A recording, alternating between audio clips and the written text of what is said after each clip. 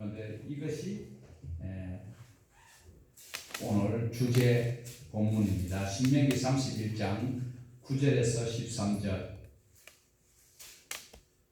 같이 보십니다. 또 모세가 이 율법을 써서 여호와의 언약궤를 메는 레위 자손 제사장들과 이스라엘 모든 장로에게 주고 모세가 그들에게 명령하여 이르기를 매 7년 끝에 곧 면제년의 초막절에 온 이스라엘이 내 하나님 여호와 그가 택하신 곳에 모일 때에 이 율법을 낭독하여 온 이스라엘에게 듣게 할지니 곧 백성의 남녀와 어린이와 내 성읍 안에 거주하는 타국인을 모으고 그들에게 듣고 배우고 내 하나님 여호와를 경외하며 이 율법의 모든 말씀을 지켜 행하게 하고 또 너희가 요단을 건너가서 차지할 땅에 거주할 동안에 이 말씀을 알지 못하는 그들의 자녀에게 듣고 내 하나님 여호와 경외하기를 배우게 할지니라. 아멘. 이 말씀 우리가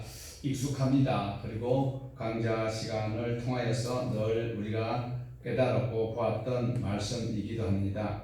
자, 모세가 이제 이스라엘 백성들을 끌고 광야에서 40년이라는 세월을 교육시키고 이제 가나안 땅에 들어가야 될 무렵에 요단강만 건너면 약속의 땅, 정말 하나님께서 가로 가신 그 땅에 가야 되는데 모세는 갈 수 있나요, 없나요? 모세는 갈 수가 없습니다. 신명기 3장에 자세하게 나와 있습니다. 모세는 이미 알고 있습니다. 그러나 내가 비록 가나안 땅에는 들어가지 못하지만 이 하나님의 말씀을 이 백성들에게 바로 지도하고 기억하고 또 오고 오는 세대에게 가르쳐야 된다는 것을 바로 교육시켜야 되겠다라고 생각하면서 9절에서 13절에 있는 이 말씀을 교육시키고 있습니다. 이 말씀은 무엇인가면 최소한 7년에 한 번이라도 온 이스라엘 민족이 다 같이 모여서 이스라엘 민족뿐만 아니고 그 땅에 사는 이방인이라 할지라도 동참하여서 하나님의 말씀을 처음부터 끝까지 듣고 배우라. 단지 듣고 배우는 것으로 끝나는 것이 아니라 어떻게 해야 된다? 지켜 행해야 된다. 그리고 먼저 듣고 배웠던 1세대들은 반드시 7년 지나가기 전에 자녀들에게 가르쳐야 된다. 그러면 7년 동안은 쉬어도 되느냐? 실제로 그 말씀은 아니잖아요. 7년 동안에 기다리는 것이 아니고 수시로 자녀들에게 가르쳐야 돼요. 우리가 말씀을 듣고 한번 들었다고 계속 기억해 주시면 얼마나 좋을까요? 그게 아니다라는 거예요. 수시로 말씀을 들어야 되고 들었던 것을 또 잊어버리지 않도록 그리고 숙지하고 지켜 행해야 된다라는 거예요. 그러면 결국 이 말씀은 결국 무엇입니까? 그 13절 하반절 보면 내 하나님 여호와 뭐하기를 경외하기를. 하나님을 경외하는 것이 무엇입니까? 바로 하나님을 바로 인식하고 하나님을 섬기는 것이죠. 이것이 모세의 유언과도 같은 말씀이다라는 겁니다. 우리가 생각할 부분은 모세가 유언을 했는데 가나안 땅 들어가서 7년에 한 번이라도 모여서 하나님의 말씀을 배웠는가? 여러분 성경 읽어봤는데 가르쳤다라고 가나안 땅에 들어가서 여호수아 이후에 가르쳤다라고 기록된 성경을 본 적이 있습니까? 찾아볼 수가 없어요. 자, 이어지는 말씀대로 사사시대 약 400년 동안에 사사기는 360년에 끝납니다. 그러나 그 뒤에 사무엘 시대가 있고 사울 왕이 임금이 된 그 시대까지 포함하면 약 40년 더하여서 400년이라는 거예요. 사사시대 400년 동안 그 뒤에 이제 왕이 되어서 다스리는 나라가 있어요. 그 왕정 500년, 약 400년으로 볼 수도 있는데 500년 동안 그러니까 북이스라엘이 먼저 망하고 남유다까지 망하는 그 왕정 시대가 끝나는 날까지 뿐만 아닙니다. 유다가 바벨론에 망해가지고 바벨론에 70년 동안 교육받고 돌아와서도 하나님의 말씀을 제대로 알았느냐? 간신히 에스라가 모세 유언 뒤에 1000년 뒤에 에스라가 하나님의 말씀을 강좌를 하고 있습니다. 가르치고 있습니다. 그때에 잠시 회개하는 듯 하고 울고 불고 콧물 지금지금 흘리고 하기는 했습니다. 그렇지만 하나님 말씀대로 지키지 않았습니다. 그러니까 살았을까요? 못 살았을까요? 못 살았죠. 못 사니까 어떻게 됐을까요? 에스라가 성경 강좌를 하고 난 다음부터 하나님 말씀대로 살지 않으니까 400년 동안 하나님께서 침묵하고 계셨다라는 거예요. 그러면 침묵하고 계신 동안에 누가 왔어요? 400년 침묵 후에 누가 오셨어요? 예수 그리스도께서 오셨다. 예수님이 죽으심으로 말미암아 우리의 죄를 해결해 주실 뿐만 아니라 우리 예수님께서 오셔서도 나를 믿고 그냥 편안히 쉬어라. 너희는 들어가도 복을 받고 나가도 복을 받고 내 이름으로 무엇이든지 원하는 대로 구하라. 그러면 너희들이 구하지 아니하였으니까 마음대로 구해라. 요한복음에 있어요. 그런데 그것만 구하면 안 된다는 거예요.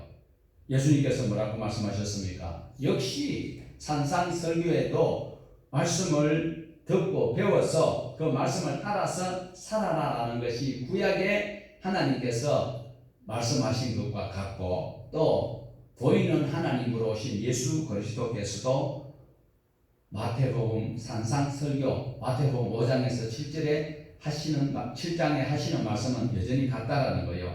정말 이 말씀이 그런가 안 그런가 우리는 살펴봐야 되는데 오늘날 많은 사람들은 하나님의 말씀이 그런가 안 그런가 그게 관심이 있어요? 아니면 구원에만 관심이 있어요? 점심 잡수일 때 입까지 다 잡수었나? 구원에만 관심이 있는 것이 사실입니다. 솔직히 이 자리에 앉아 계시는 분 중에서 구원받지 못했는 사람이 있을까요? 다 구원받은 백성이라고 보고 오전에도 말씀드렸지만 실제로 저와 여러분은 하나님의 백성으로서 하나님께서 원하시는 일들을 하기 위해서 하나님의 말씀을 배우고 하나님을 경외하는 그 일을 해야 된다라는 것입니다. 내가 구원받으면 저절로 하나님의 나라가 확장될까요? 권사님, 내가 예수 믿었기 때문에 하나님 나라가 저절로 확장이 되어 가는 거예요? 아니면 내가 확장하는데 이익을 담당해야 돼요? 담당해야 되죠. 어린아이를 낳아서 출생을 해서 응애하고 나왔어요. 그러면 그 애가 저절로 인간이 되어 갑니까?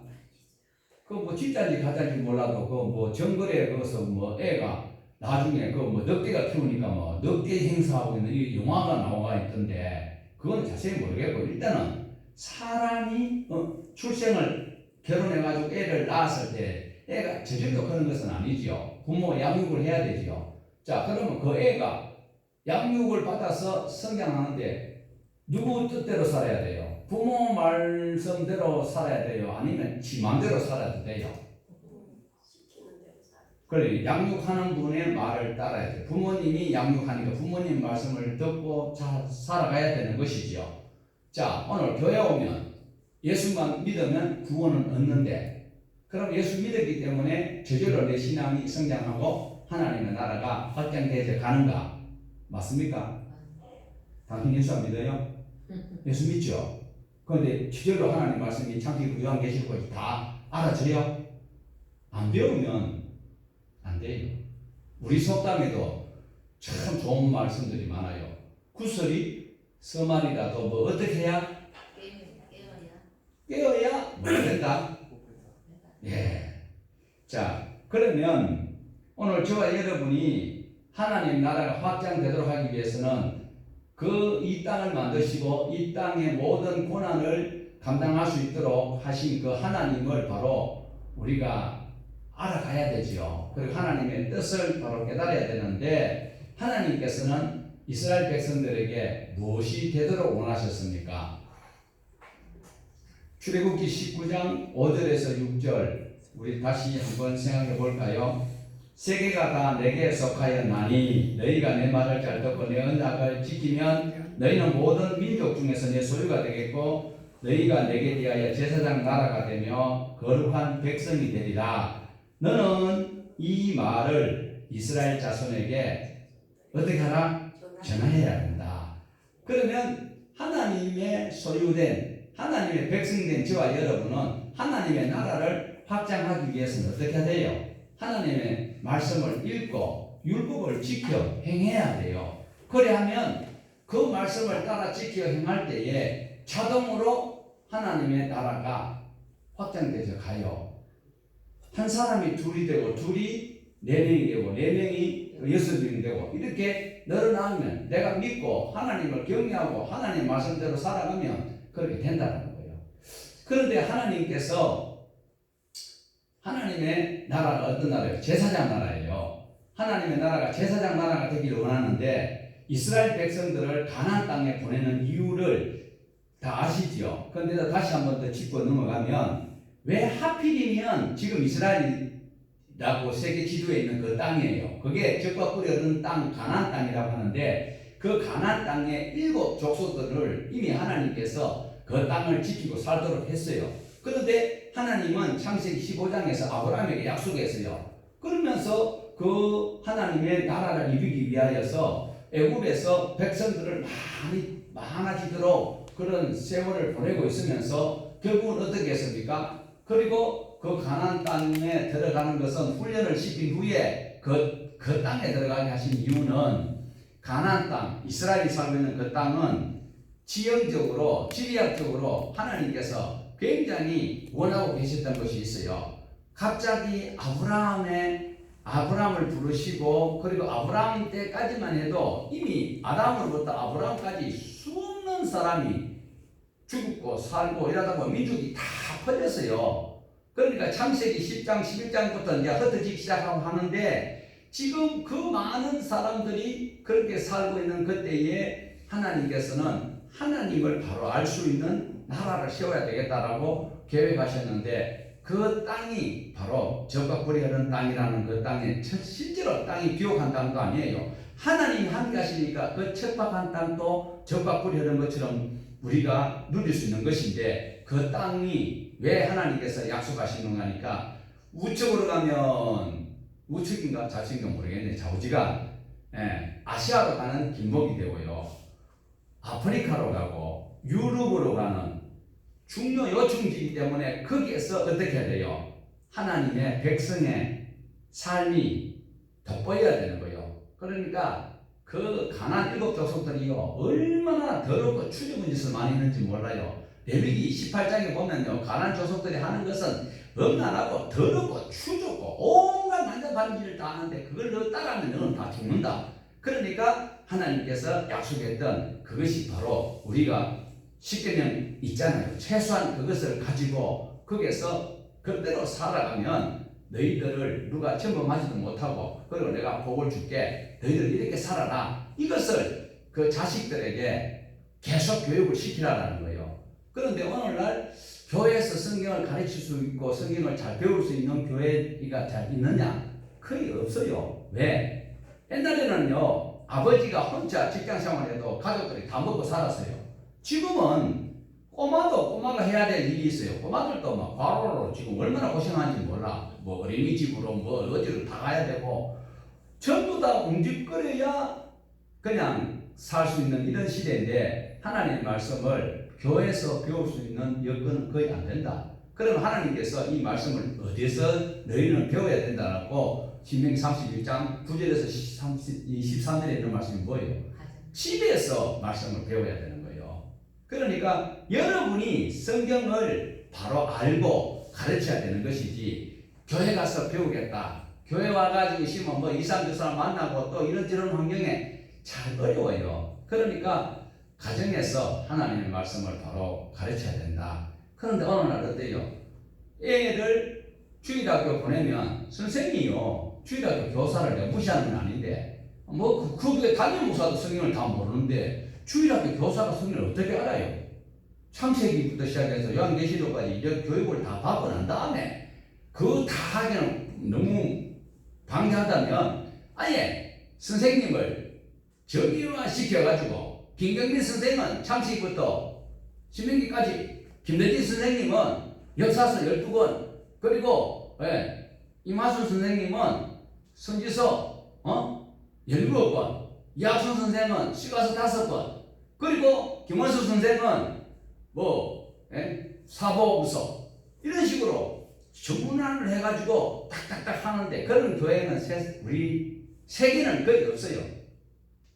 선생님 지도 모르는데 뭘 가르치단 말이요. 예수님 뭐라 그랬어요? 소경이 소경을 인도하면 천국에 간다고 그랬어놨지요. 아니요. 어때요? 소경이 소경을 인도하면 어떻게 해요? 집구석이 돼요 안 돼요? 안 되지요. 자, 그래서 신약에 보면 이제 하나님께서 이스라엘 백성들이 가나안 땅에 들어가서 어떤 나라가 되기를 원하셔요? 제사장 나라. 그런데 신약에는 무슨 나라가 돼야 돼요? 하나님의 나라예요. 구약에서는 제사장 나라 되기를 원하셨고, 예수님 오셔서는 뭐예요? 그의 나라와 그의 의를 구하라고 했잖아요. 그래서 구약에는 그럼 그의 나라는 제사장 나라가 틀림없잖아요. 그런데 그의 의를 구하라는 것이 구약에 있을까요, 없을까요? 구약에 있을까, 없을까요? 구약에도 보면 있어요. 하나님께서 이스라엘 백성들과 맺었던 시내산 언약도 있지만, 그러나 하나님께서 일방적으로 아람에게 약속했었던 언약이 있어요. 그리고 아브라함에게 약속했던 언약이 있고요. 그 다음에 모세에게 언약을 맺었고, 그 다음에 누구에게? 누구에게? 진짜 이 양반들이 다윗에게 언약을 맺었지요. 일방적인 언약을 맺었어요. 상만 언약은 안 지키면 죽어요. 상만 언약은 시내산 언약이에요. 그런데 아담에게 하나님께서 언약을 맺었고, 노아에게 언약을 맺었고, 아브라함에게 언약을 맺었고, 모세에게 맺었고, 그 다음에 또 누구에게? 다윗에게. 그것은 다윗이 어겨도 하나님 일방적으로 복 주시겠다는데, 그런데 하나님은요 신실하게 약속을 지키시는 분이에요. 그래서 하나님께서 일방적으로 복을 주시는 그 과정을 우리가 쭉 볼 수가 있습니다. 자, 그러면 구약에 그의 나라가, 그의 의가 과연 있을까라고 우리가 의심을 가질 수 있는데, 그의 나라는 제사장 나라는 것 조금 전에 제가 소개를 해드렸지요. 그러면 하나님의 의를 위해서 창세기 18장에 보면 그렇게 불렀다라고 말씀을 하고 있어요. 창세기 12장 1절을 제가 읽어드립니다. 내가 너로 큰 민족을 이루고 내게 복을 주어 내 이름을 창대하게 하리니 너는 복의 근원이 될지라. 이 소리는 아브라함이 이렇게 하겠습니다 하면서 하나님 일방적으로 너에게 복을 주시겠다라고 약속했어요. 그리고 3절에는 어떤 놈이 너를 저주하면 내가 저주를 내리분다 이라는 거예요. 그러니까 얼마나 좋아요. 그리고 너를 축복하는 자는 내가 복을 주시겠다 하나님이 약속을 해요. 자, 그런데 이제 18장 19절에 보면요, 내가 그로 그 자식과 번속에게 명하여 여호와의 도를 지켜 의와 공도를 행하게 하려고 그를 택하였나니 이는 나 여호와가 아브라함에게 대하여 한 일을 이루려 함이니라. 그 의가 나왔어요, 안 나왔어요? 나왔지요. 그래, 성경을 그냥 대강 읽으면 안 돼요. 미친 아줌마 널뛰듯이 그래 하면 안 된다는 거예요. 예. 자, 그 다음에요, 우리가 잘 알고 있는 신약 시대에 유명한 사도가 있어요. 누구예요? 신약 성경 13권에서 14권을 기록한 분이 있는데 누군지 혹시 기억하세요? 예, 사도 바울이죠. 사도 바울이, 자, 여기 나오는 거 모르겠네. 아, 이게 아니네. 돼지코. 저 아줌마는 또 저렇게 또 초를 치네. 자, 바울이 하나님의 부름을 받고 그 다음에 편지를 13곳에 편지를 보내요. 그 편지를 보낼 무렵에, 사도 바울이 편지를 보낼 무렵에 신약 마태복음, 마가복음, 누가복음, 요한복음이 기록되었을까요? 안 되었을까요? 안 됐어요. 그런데 그 편지를 보내는 그 중심은 하나님 생각을 기록했어요. 사도 바울 생각을 기록했어요. 때 죽이도 모르겠죠. 하나님 생각을 했어요. 하나님 생각을 보냈어요. 그러면 사도 바울은 구약 사람이에요. 아니 신약 사람이지. 하나님 말씀을 이제 전해보니까 구약의 말씀을 전해보. 아니 사도 바울이 있을 무렵에도 예수님이 오셨는데도 그때 신약 시대가 아니에요. 신약 성경을 기록한 시대가 아니단 말이에요. 그러니까 예수님도 마태복음 5장에서 7장을 설명하시는 것은 그 시대에 살았던 그 배경을 가지고 구약 성경을 가지고 말씀을 지키고 행해야 된다라고 말씀을 하고 있고, 사도 바울도 구약의 성경을 토대로 지금 이 시대에 살아가는 너희들이 이렇게 살아야 된다고 하는 거예요. 그러니까 이 말씀은 무슨 말씀인가 하면 우리가 성경을 부분적으로 알아서 하는데, 아까 제가 저 뒤에 아줌마가 이야기해 보는데 이게 뭐예요? 이게 뭐냐고? 코? 그런데 무슨 코고? 돼지코. 그런데 잘 모르겠다. 그래서 조금 확대를 하면 잘 알 수 있을 것 같지요? 그럼 확대를 한번 해보면 이게 뭐로 보여요? 확대를 해도 잘 몰라요. 그런데 전체를 보면 알 수 있죠. 성경을요, 그러니까 오늘날 많은 사람들이 성경을 한 구절 읽고 큐티한다고 그래 하는데 그 부분만 이렇게 보면 많이 어려워요. 돼지가 이쁘대. 저렇게 똑똑한 사람들 때문에 잠이 깨는 것도 감사하죠. 자, 한번 보세요. 요거는 뭐예요? 코. 요걸 또 확대를 하면 코. 이라면 이것이죠. 자, 이 왜 지금 비유로 그림을 보였는데 한 부분을 봐서는 모르고 전체를 다 보면 돼지인 줄 알잖아, 그죠? 근데 한 부분만 봐가. 그런데 하나 물어보자. 어떻게 아까 거의 돼지 큰 줄 알았어요? 그냥 코처럼 보였어요. 아이, 그래. 그럼 이거는 하라고. 이게 뭐고? 경미 엄마 젖꼭지요?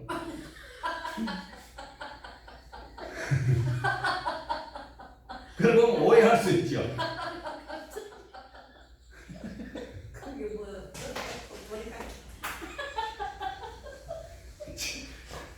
자, 이거는 뭐예요? 연밥. 네. 이거 보면 확실히 알겠죠. 그러니까 성경을 우리가 전체를 다 봐야 되지, 어떤 한 부분만 이렇게 보고 옳다 그러다 그러면 큰 실수를 하는 거예요. 자, 그렇게 묻고 똑똑한 사람들, 그럼 이거는 뭐예요? 아니 그거 담을 때마다 이건 뭐예요? 이거 봐서 모르겠죠? 확대를 했는데도 한 부분을 보는 거예요. 성경에서 복 준다는 그 말씀을 가지고 내가 영생을 얻을 수 있으면 내가 복을 누릴 수 있는다는 거예요. 복을 못 받아요. 영생도 못 누려요. 자, 여기는 이렇게 이제 성경 한 구절을 봤을 때, 아, 저기 복의 근원이란다. 근데 저기 도대체 뭔지 모르겠죠? 그럼 열에 보면 뭔지 알겠어요? 화살표? 아, 생각나는 게 있어요? 그러니까 성경을 우리가 이렇게, 지금 이거는 제가 그림을 여러분한테 기억하라고 하는 게 아니라 성경을 한 구절만 봐서도 모르고 또 그 다음에 그 한 장을 봐서도 잘 모를 수도 있다는 거예요. 그런데 이렇게 하면 뭔지 알겠죠? 그런데 전체를 다 보면 아는데 요래 봐가지고는 도대체 이게 뭔지 모르겠고, 요래도 모르겠고, 요라는 연꽃인 줄 아는데 요라가니 뭐지 사고 꼭지인 줄 알고, 요라 보면 우리 마누라 젖꼭지 같고. 그래서 우리가 전체를 다 보지 아니하고 하나님의 말씀을 아는 척하면 실수를 많이 하게 되어져 있다라는 거예요. 그래서 조금 전에 사도 바울이 여러 곳에 편지를 할 때 바울이 자기 생각을 한 것은 아니다. 누구 생각을 했다고요? 하나님의 생각을 담아서 편지를 보냈어요. 그러면 신약일까요? 구약일까요? 구약이죠. 네, 그 다음에 바울이 여러 곳에 편지하는데 이때 복음서가 한 번도 기록이 안 되었던 시대입니다. 자, 그러면 지금 이제 구약을 시작하려고 하는데 세상에 지금 막 사도 바울 이야기하는 거 헷갈릴 수 있는데, 자, 경민한테 물어봅니다. 바울이 이렇게 복음을 정당에서 편지를 쓸 때에 근데 복음서 하나도 기록이 안 됐다고 했어요. 그럼 우리가 가지고 있는 성경에 보면 제일 먼저 뭐가 배열되어 있어요? 마태복음, 마가복음, 누가복음, 요한복음 되어 있어요. 그리고 사도 바울은 그 뒤에 사도행전 뒤에부터 이제 쭉 나가는데 이때에 그러면 복음서가 먼저 쓰여졌을까요? 사도가 보낸 편지가 먼저 쓰여졌을까요? 사도가 먼저 보낸 편지. 예? 마태가 예수님 제자인데 자 그러면 요것도 하나 더 짚어 넘어갑시다. 아직 뭐 신약 시대는 아닌데 마태는 예수님의 제자지요. 네. 마가는 마가. 사도입니까? 안 사도입니까? 마가. 그건 사도. 안 만나봐서 잘 모르겠다. 그 다음에 누가는 선생. 누가는 사도요 안 사도요? 의사 선생님이라. 예? 의사 선생님이래. 의사 선생님이죠. 예. 자 그거는 뭐 그 다음에 하기로 하고 자 이때에 우리가 말하는 사복음서가 먼저 쓰였을 줄로 알 수 있는데 성경을 그래 읽다 보면 배열적으로 그런데 실제로는 사도 바울이 편지를 썼던 것이 더 훨씬 이르다라는 거예요. 예. 왜? 바울이 지금 조금 전에 우리 오전에 성경 공부할 때 어디에서 죽었다 그랬어요?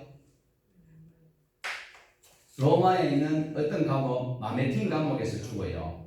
그때 그 네로 황제가 이제 박해가 시작되기 전에 사도 바울이 편지를 다 써서 다 보내는 거예요. 다 보냈다니까 전부 다.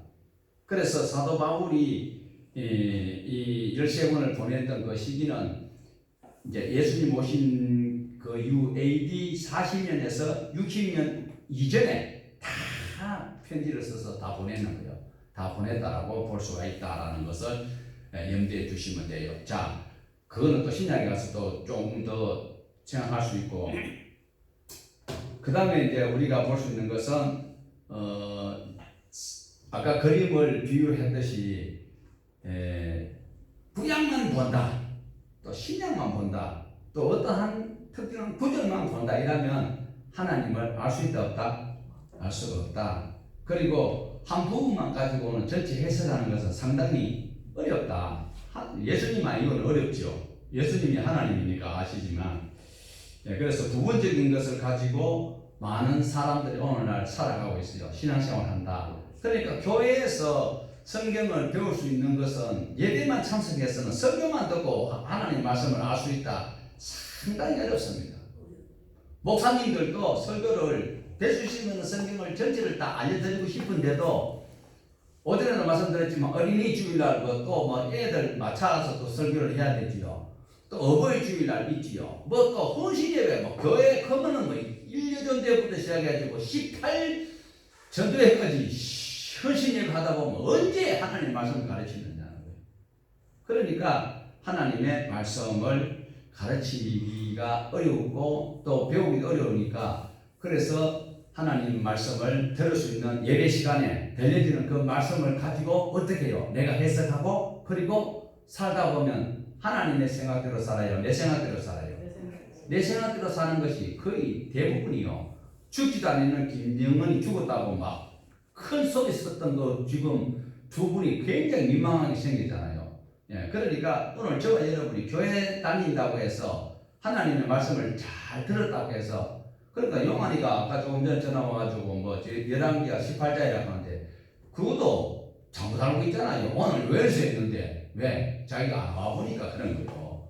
그러니까 우리는 하나님의 말씀을 분명하게 듣고 바로 또 내 생각대로 살면 안 되고 하나님의 말씀대로 살아야 된다. 그러니까 내 생각이 앞장서면 어떠한 부분만 보면 오해를 할 수밖에 없다는 것을 꼭 기억을 하셔야 돼요.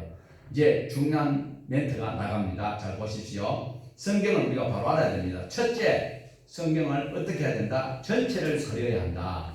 조금 전에 우리가 돼지 코만 봤을 때에 주 희한한 은사를 받아가 돼지 코를 금방 알아버렸는데 아까 그런데 뭐 젖꼭지 보고는 연꽃일 줄 몰랐잖아요. 그래 한 부분만 봐서는 모르고 전체를 다 봐야 된다. 그래서 성경을 전체를 창세기부터 요한계시록까지 우리가 전체를 다 봐야 된다는 거예요. 그래서 성경 전체를 통해서 우리가 부분 해석을 할 수 있지만 전체적인 것을 알 때에 부분적으로 해석을 할 수 있어요. 그런데 부분적 해석을 가지고 전체를 알 수는 없다라는 것을 우리는 기억을 해야 돼요. 그러면 전체를 알고 남에게 가르치는데 최선을 다해야 됩니다. 그 다음에 성경 공부를 하게 될 때에, 지금 우리가 이렇게 배우게 될 때에 뭘 해야 되는가 하면요, 문법과 역사적 해석을 먼저 해야 된다는 거예요. 물론 영적 해석해야 되지만 영해를 한다, 뭐 그것도 필요하지만 순서가 있어요. 내용을 파악하는 것이 정확한 것입니다. 내용을 정확하게 그걸 기억하기 위해서는 역사적 배경을 알아야 된다는 거지요. 그런데 앞뒤 상황이 무슨 말인지도 모르고 무조건 은혜된다고 그거 내 것이다 이러면 안 되잖아요. 뭐 물건도 뭐 여러 사람들 이제 요즘 애들 학교에 이제 핸드폰 같은 거를 다 가지고 있는 자유로운 시대니까 수업 시간을 방해된다고 그거를 전부 다 한테 이제 수거를 해가 모아놨다 갈 때 이제 준대요. 그러면 비슷하다고 가져가 버리면 되지 안 돼요. 정확한 거 자기 걸 가져가야 되죠. 그래서 하나님의 말씀이 은혜된다고 해서 무조건 이 말씀이 내 거다라고 이렇게 기억하고 막 해버리면 안 된다는 거예요. 그래서 이 말씀이 앞뒤 상황을 보고 그 시대와 그리고 누가 누구에게 말했는지를 분명히 봐야 된다라는 거예요. 그러니까 밑도 끝도 없이 한 구절 가지고 한 구절을 읽고 설교를 할 수 있어요, 없어요? 한 구절을 읽고 설교를 할 수 있어요. 할 수 있는 게, 제가 오전에 요에서 1장 1절에서 4절까지만 읽고도 3장까지 설교를 했잖아요. 그거는 전체를 내가 다 읽고 파악하고 인지할 때에 한 구절을 읽고도 전체적인 배경을 다 설명할 수 있어야 되지, 그러지 않냐고는 안 된다는. 그래서 역사적인 배경을 먼저 알아야 된다는 거예요. 역사적 해석을 하지 않으면요 많이 오해를 하는 거예요. 물이 바다 덮음 같이 그 보험성 있잖아요. 그거 지금 우리 시대에 맞아요, 틀려요? 에이, 솔직히 말해, 제가 이렇게 물으니까 또 치지 말고, 이미 그 시대 상황에 이런 시대가 있을 것이다라고 하박국 선지자가 이야기한 것인데, 그걸 갖다가 어느 날 막 휘 다치고 막 물이 바다 덮음 같이 지금 죄악이 전체 다 덮었는데, 교회를 다 덮었는데, 그러니까 그 시대 배경을, 역사를 알아야 된다라는 것을 꼭 기억을 하셔야 돼요. 그러니까 그 역사적 배경에는요, 첫째, 누가 말하고 있는가를 기억을 해야 되고, 두 번째로는 누구에게 말하고 있는가를 알아야 돼요.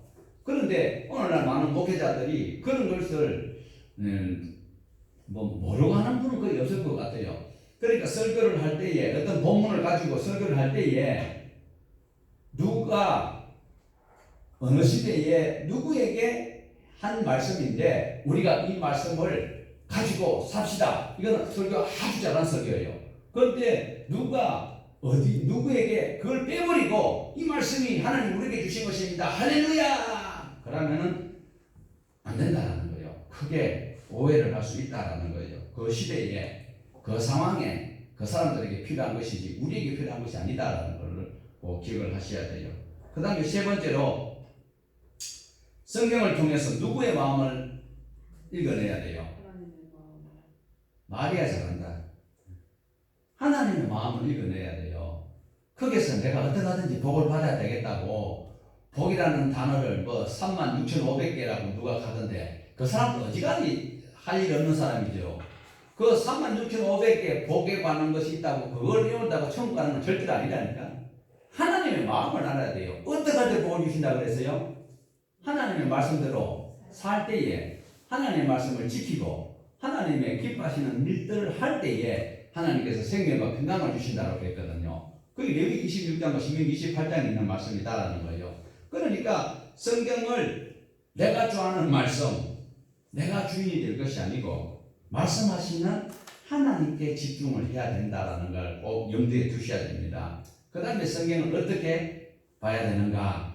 연대순으로 정리를 하셔야 됩니다. 그래서 우리 동안교회에서는 이 성경 강좌를 66권을 하면서 주제별로 묶여있는 이 성경을 연대순으로 재배열하여서 우리가 공부를 할 것입니다. 은혜만 받는 것이 아니라 공부하는 것은 어렵습니다. 딱딱합니다. 예. 그래서 성경 강좌는요, 재미있을까요? 딱딱할까요? 딱딱해요. 예. 선생님도 계시지만 강의를 재미있게 한다. 강의 듣고 은혜 받았다. 그것은 상당히 텔레비에서는 더 잘하는 거지만 하나님의 말씀을 배우는 데는 딱딱하고요. 정말 정신을 집중하지 않으면 안 돼요. 아이고 오늘 성경 강좌한테 졸려 죽을 뻔했다. 그 강좌는 아주 잘한 거예요. 졸려 죽고 싶을 정도 될 때에 그 강좌에 집중을 해야 된다라는 것입니다. 자, 성경이 전부 다 몇 권입니까? 몇 권? 66권이죠. 그런데 성경이 어떻게 되어 있다? 주제별로 되어 있다 그랬잖아요. 구약이 몇 권? 구약이 몇 권이요? 39권이요? 39권이요? 네, 39권. 그럼 신약은 27권이요? 27권이요? 그거 다 합치면. 그런데 어떻게 되어 있다? 주제별로 되어 있다. 예. 그런데 여기서 결론을 말씀드리면 유대인들은요, 역사를 알아요, 몰라요? 자기 나라 역사를 잘 알아요. 그러니까 이게 주제별로 되어 있어도 전혀 부담이 없어요. 그런데 우리는 그 사람들이 사는 땅에 그 믿는 하나님은 우리가 믿지만 이스라엘 사람은 우리가 믿을 필요는 없잖아요. 그리고 이스라엘 역사를 우리가 배울 필요도 뭐 공부하기 위해서는 있지만, 근데 그 사람들은 자기 역사니까 잘 알아요. 그래서 주제별로 되어 있어도 뭐 상관없이 쭉쭉쭉 다 읽어나가요. 자, 그러면 우리가 성경에 있는 대로 한번 보실까요? 자, 처음에 창세기부터 뭐가 나와요? 율법서 나오지요. 그러니까 율법서는 무엇이 나온다고? 자, 율법서는 또 얌전하게 빠져가 계시네. 예. 창세기, 출애굽기, 레위기, 민수기는 신명기가 이제 맨 앞에 나오고, 그 다음에 역사서가 몇 권이라고요? 12권. 그 다음에 시가서는 몇 권? 5권. 시가서는 뭐요? 또, 또, 네. 자, 이렇게 5권을 뭐라 한다? 시가서. 그 다음에 예언서는 몇 권이라고요? 17권. 자, 화면 보인다 한번 읽어보십시다. 이사야, 예레미야, 에가, 에스겔, 다니엘, 호세아, 요엘, 아모스, 오바다, 요나, 미가, 나훔, 하박국, 스바냐, 학개, 스가랴, 말라기. 자, 그런데 역사서는 몇 권이라고? 12권. 어디서부터요? 요수아서부터 시작해서 에스더까지가 이제 이게 있는데, 이것을 역사서는 분명히 하나님의 율법대로 살면 복을 누리고, 율법대로 안 살 때 그 사람들이 재난과 환난과 또 어려움을 당했다, 이것을 기록한 것이 어디예요? 요수아서부터 사사기, 룻기, 사무엘상하, 열왕기상하, 그 다음에 역대상하, 그 다음에 에스라, 느헤미야, 에스더는 그 사람들이 하나님 말씀대로 샀을 때 복을 받았고, 그 사람들이 하나님 말씀을 어겼을 때 옆에 주변 나라들이 쳐들어와 가지고 나라가 공격을 당했다. 이것을 우리가 역사서를 통해서 볼 수 있고, 그 다음에 이제 예언서는 하나님 말씀대로 안 살면 분명히 레위기 26장에 죽을 수밖에 없고, 또 이 사람들이 시내산 언약을 맺을 때에 자기네들이 그 말씀 안 지키면 죽어도 좋다라고 피로 언약을 세웠잖아요. 그래서 구약은 출애굽기 24장 8절에 피로 언약을 맺었습니다. 자, 그래 했기 때문에 꼼짝 말았죠. 그런데 하나님께서는 바로 심판하지 아니하시고 하나님의 사람을 보내서 오전에 보았던 요엘 같은 선지자가 가서 어떻게 한다? 심판을 예고를 하지요. 그러면 그들이 돌이키면 구원을 얻을 수 있는 그 기회를 말씀을 하고 있습니다. 자, 이렇게 해서 이제 구약 속의 선지서가 17권인데 17권이 너무 길다 해가지고 이것을 또 이제 또 나누어요. 어떻게 나눈가 하니까 대선지서가 있고 소선지서가 있어요. 그래서 대선지서는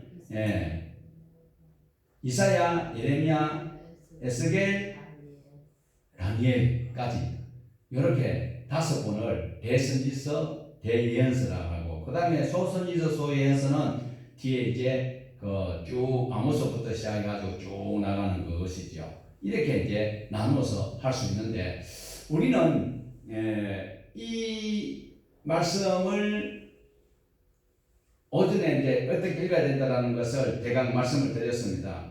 그 이스라엘 사람들은 자기 여사니까 주제별로 엮여 있어도 쉬운데, 신약에서는 오늘 저와 여러분이 그 이스라엘 사람이 아닌 상황에서 하나님 말씀을 배워가기 위해서는 시간대 순으로 이렇게 또 선지서를 정리를 해야 된다. 그래서 열왕기 하 17장 북이스라엘이 끝나고 난 다음부터 시작해서 이제 우리가 어떻게 한다 그랬습니까? 자, 다시 한번 볼까요? 이렇게 묶어야 되는 것이죠.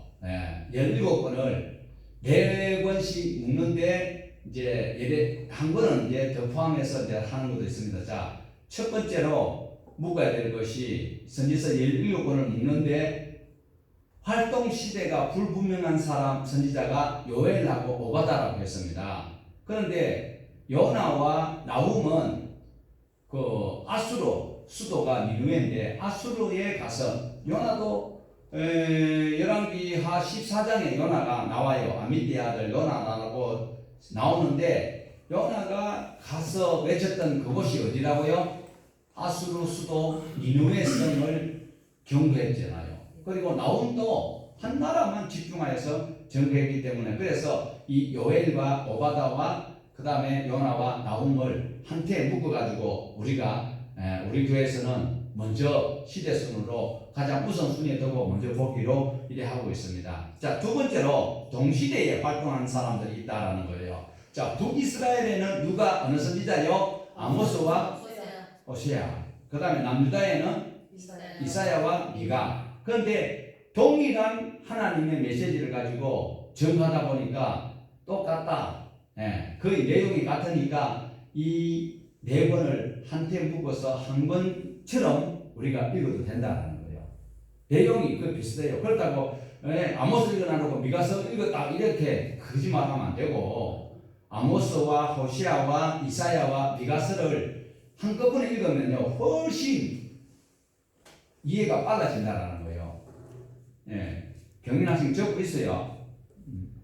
자, 그 다음에 이제 스바냐와 하박국과 예레미야, 에스겔을 다시 묶어야 되는데, 예루살렘에 외치고 있는 스바냐 선지자와 하박국 선지자와 예레미야. 우리 하박국은 너무 잘 알지요. 하나님 어떻게 저 아기들이 이 하나님의 선민들을 이렇게 치니까, 이렇게 했을 때에 하나님이 의인은 믿음으로 말미암아 살리라. 그럼 우리가 그러면 의인이 아니다 말입니까? 이렇게 이제 가지고 했던 것이 있기도 합니다.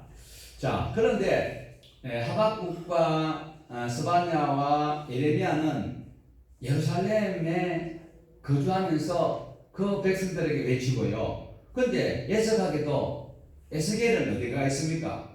바벨론은 포로로 끌려가요. 포로로 끌려갔는데 그게 하나님께서 그것을 하나님 말씀을 전하라고 하는 거예요. 그런데 모두가 동시대에 이렇게 복음을 전하고 있다라는 거예요. 그 다음에 이제 마지막 묶음을 봐야 되는데, 물론 저 예레미야가, 그러면 예레미야 애가는 누가 썼을까요? 예레미야 애가, 자, 스바냐는 스바냐 선지자가 썼고, 하박국 선지자는 누가 썼어요? 하박국 선지자는 누가 썼어요? 참, 하박국 선지자가 썼지요. 그럼 예레미야는 누가 썼어요? 그럼 예레미야 애가는 애가 썼어요? 예레미야가 썼습니다. 그래서 실제로 예레미야와 예레미야 애가를 같은 선지자 쓰기 때문에 같이 묶으면 적였는데 5번이 되는 것이죠.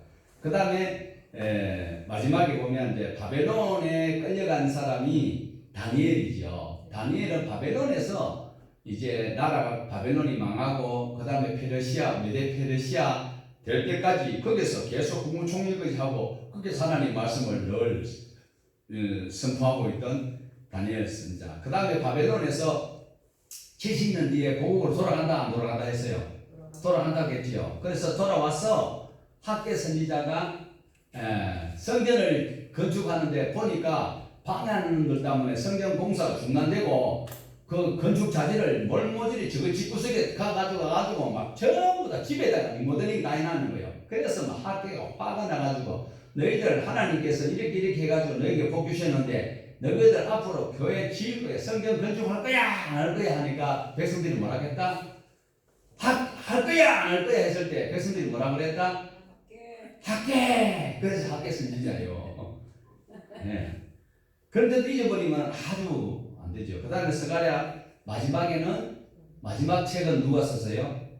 예, 말라기가 기록을 했다라는 것을 우리가 볼 수가 있습니다. 이렇게 해서 17권도 같이 묶어서 이렇게 성경 읽으면 훨씬 우리가 빨리 읽을 수 있다라는 것입니다. 그래서 우리가 이제 역사서나 시가서는 뭐 그냥 우리가 쭉 읽어도 돼요. 뭐 욥기 있는데 그 시대를 몰랐거나 뭐 이래서 그 이해가 안 되는 게 없어요. 그리고 시편도 우리가 쭉 읽으면 시대에 상관없어요. 근데 실제로 그 시편도 다음 시간에 하겠지만 굉장히 긴 시간 동안에 이제 수집을 해가지고 이렇게 이제 우리에게 전달하고 있는데 그 시대 상황 몰라도 우리가 읽어나가는데 크게 부담이 없다라는 것. 예, 그래서 이제 하나님께서는 출애굽기 25장부터 이제 우리가 읽으면 출애굽기 24장까지는 읽으면 그런대로 괜찮아요. 그런데 세상에 25장씩 넘어가면 성막 짓는데 그 다음부터는 뭐 실타래가 얽히고 설키고 막 굉장히 복잡해서 잘 안 읽어요. 그 다음에 레위기는 어때요? 레위기도 상당히 딱딱하게 재미가 없어 보여요. 그런데 그 레위기의 말씀이 우리에게 생명이 될까요? 손해가 될까요? 생명이 되는 것이죠. 그런데도 오늘날 목사님들이 율법서 설교나 그 다음에 레위기 설교를 잘 할까요? 못할까요? 잘 안 해요. 오늘 저와 여러분은 어디에 더 관심이 있어요? 하나님 말씀을 읽으면서도 어디에 관심이 있을까? 하나님 말씀을 읽으면 마음이 하나님께 집중돼야 되는데 누구에게 집중돼요? 하나님의 마음에 집중되고 있어요. 대부분 성경을 읽으면서 자기에게 이익되는 구절이나 이익되는 그런 해석을 할까요? 안 할까요? 그렇게 하지요. 예. 그런데 하나님을 알 수 있는 유일한 방법은 무엇입니까? 특별 계시를 통해서 알 수 있는데 특별 계시가 하나님께서 하신 말씀이잖아요. 자, 선지자는 우리말이고 히브리 말로 나비가 뭐라 그랬어요? 나비가 선지자잖아요. 이제 말하는 자. 그런데 이 나비가 전하는 참 선지자가 전하는 말은 누구 말을? 선지자 자기 말 아니면 하나님의 말씀입니까? 그러면 우리가 성경을 읽을 때 율법서에서는 하나님의 말씀이죠. 율법서는. 그럼 역사서에는 하나님의 말씀이 전혀 없는 건 아닌데 하나님의 음성이 많이 노출돼요. 선지서에 많이 노출돼요. 하나님의 음성은 우리가 바로 알려면은요 선지서를 다 꿰야 되고 다 알아야 돼요. 요 선지서를 철저하게 읽고 분석하면 하나님의 음성을 들을 수 있어요. 하나님께서 하신 말씀을 선지자 요엘, 오바다 그리고 요나, 나홈을 통해서 전달했거든요. 그게 하나님의 말씀이에요. 그러니까 특별 계시 중에서도 우리가 성경을 특별 계시라 합니다. 그 다음에 일어나는 모든 환경을 보는 자연 계시, 일반 계시라고 하고 성경을 특별 계시라고 하는데 그러면 성경을 우리가 읽으면서 무조건 하나님의 음성이라고 하면 안 된다. 우리가 처음에 제가 화면을 아까 띄워놨는데 지금 찾으려면 또 한참 돌아가야 되지만 자 보세요. 성경에는 누구 말이 있어요. 하나님의 말씀, 사람의 옳지. 또 사람의 말 네. 하나님의 말씀이 있고 성경에는요 사람의 말이 있고 그 다음에 마귀 사탄 말이 있다. 그러니까 성경을 특별 계시라고 인정하고 무조건 가론유다가 뱉어져 죽었더라 아멘 그러나 뱉어져 죽을 용기 있는 분 있어요? 없어요. 그런 것을 우리는 하나님의 말씀으로 받아들이면 안 되지요. 자, 그래서 우리는 특별 계시 중에서 계시 성경 중에서 뭘 봐야 된다?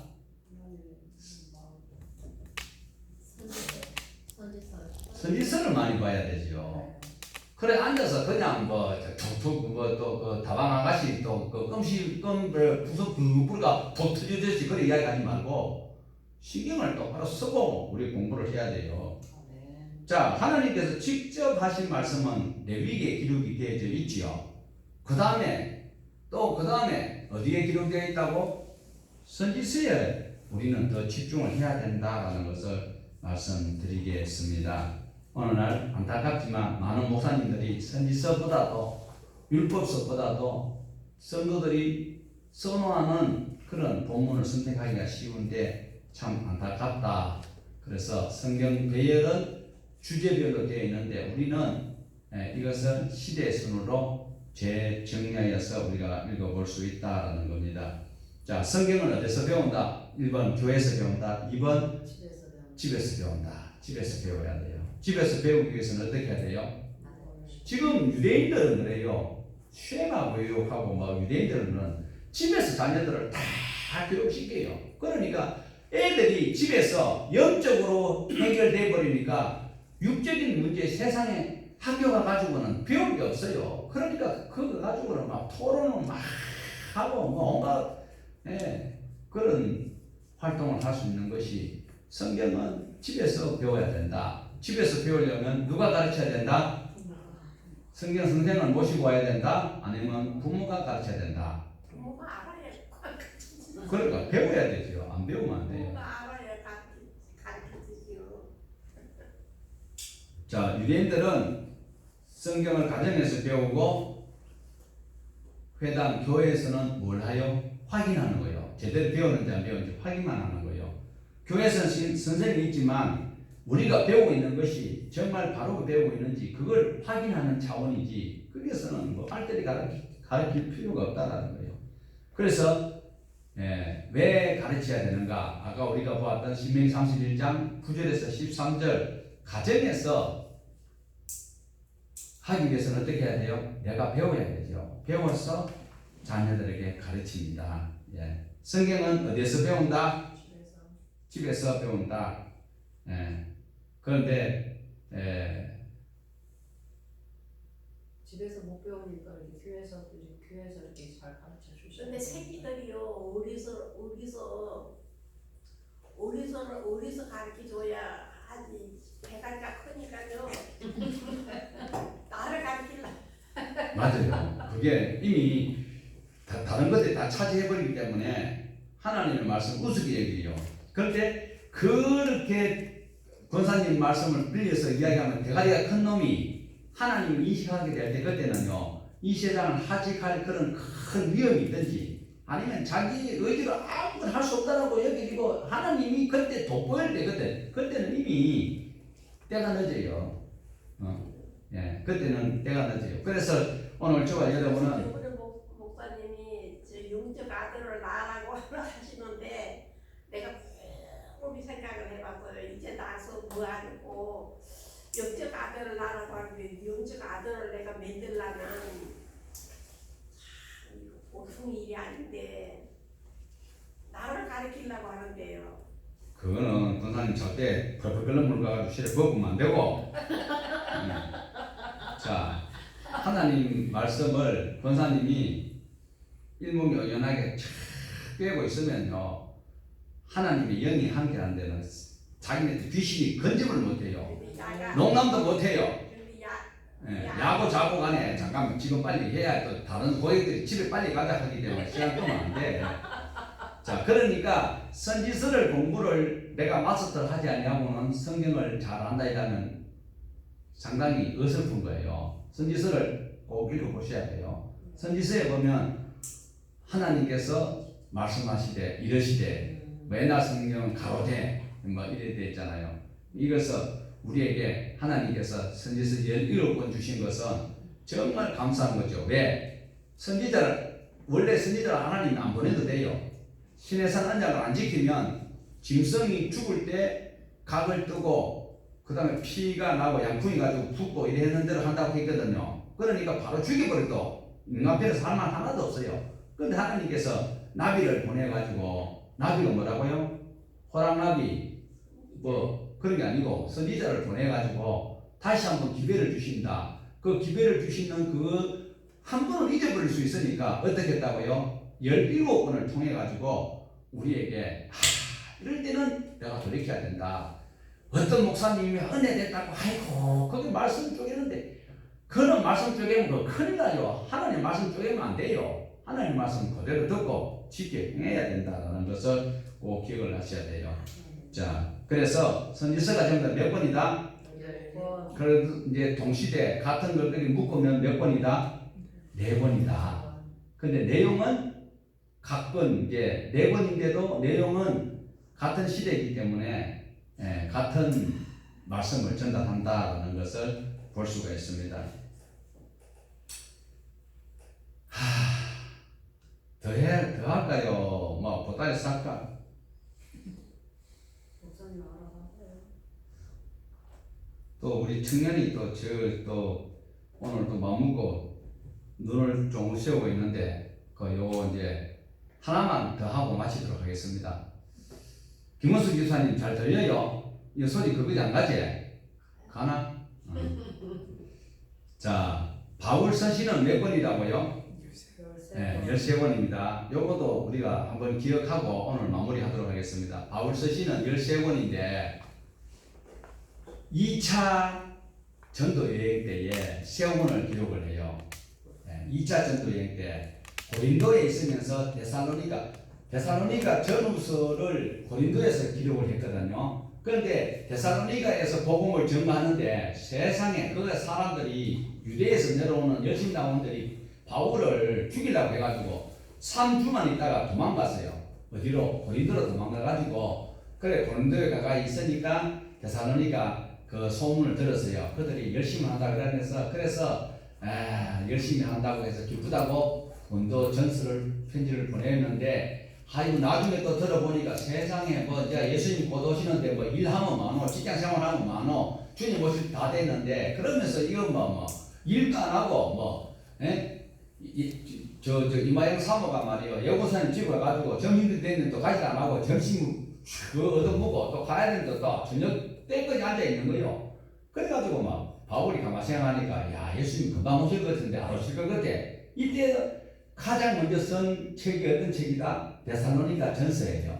그래 바울이 이때만 해도 바울도 신앙이 성장하거든요. 그래 바울이 생각했을 때 예수님 곧 오실 줄 알았는데 아닌 거요. 아까 우리 그 바울이 언제부터 이걸 쓰기 시작했다고요? AD 약 40년 뭐 이쪽 저쪽 그때부터 이제 하니까 바울이 지금 신앙이 아직까지 자라는 상태예요. 그런데 예수님이 금방 안 오실 것 같으니까 그 다음부터는 이제 그 데살로니가 후서를 써요.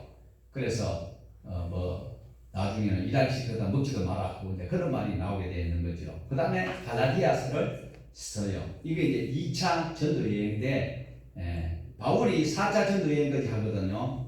자, 그 다음에 3차는 에베소에 있을 때 고린도 전후서를 기록을 하게 돼요.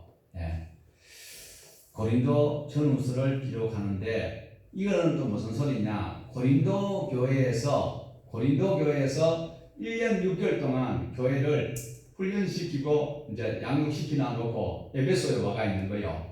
에베소에 와가 바울이 있는데 세상에 고린도 교회에서 지금 문제가 10가지가 넘는 거 다음에 하겠습니다. 그러니까 문제가 있는 그것을 바로 고치기 위해서 편지를 보내는 것이 고린도 전전서가 있고요. 고린도 전서가 있고 고린도 후서, 고린도 후후서가 그러니까 4권이 있다라고 이제 학자들 이야기하는 분도 있어요. 그런데 어쨌든 간에 고린도 전서 다음에 또 하나가 더 있었는 건 사실이에요. 전전서가 있었는 건 사실이에요. 그런데 우리에게는 없어. 그러니까 우리 고린도전서하고 고린도후서는 무엇인가 하니까 이제 바울이 그 이제 고린도전서의 문제점을 해결하고 난 다음에 그 다음에 그게 이제 잘 수용하고 있고 또 그래 한다. 그리고 나쁜 놈들을 내가 가거나 한포자 이러면서 쓰는 것이 고린도후서예요. 그 다음에 고린도에 직접 가는 거요. 고린도에 직접 갔을 때는 이제 이미 다 고린도 교회의 문제가 다 해결되고 거기서 이제 로마로 자기가 가고 싶어서 로마에 있는 성도에게 베베 집사를 통해서 보내는 그것이 로마서예요. 그래서 3차 전도 여행 때 에베소에도 가고 고린도에 있었지만은 이 세 권을 기록을 했다. 그 다음에 이제 이게 이제 로마에 가깝했잖아요. 로마에 갔는데 감금이 됐어요. 거기서 로마 셋집이라고 우리 성경에 되어 있는데 이것이 이제 연금 상태에 있는 거예요. 다른 사람을 만날 수도 있고, 근데 집에서 바깥에 나가지 못하면 바울이 그래서 오는 사람들에게 복음을 전하고 이때 이제 바울이 로마에서 이제 에베소의 지역에 편지를 보내고 골로새 지역에 편지를 보내는데 골로새 지역에 빌레몬이라는 사람이 있어요. 그래서 개인적 친분으로 빌레몬에게 편지를 쓰는 거지요. 빌레몬에게 편지를 쓰는데 그것이 누가 빌레몬에게 왜 편지를 썼어요?